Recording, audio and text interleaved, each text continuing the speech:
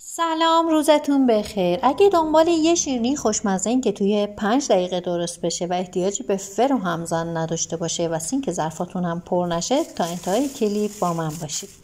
برای درست کردن این شیرینی احتیاج داریم به یه دونه پلاستیک فریزر، یه تخم مرغ، شکر، بیکینگ بود، شیر و وانیل.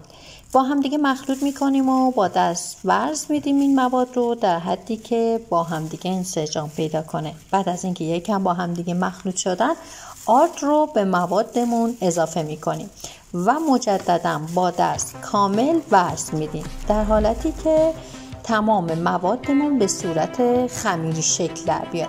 بعد از اینکه به صورت خمیری بود، گوشه پلاستیک رو به اندازه دلخواهتون برش میزنید و این شیرینی رو میتونید مثل توپک یا حالت دونات هم داخل روغن سرخش کنید.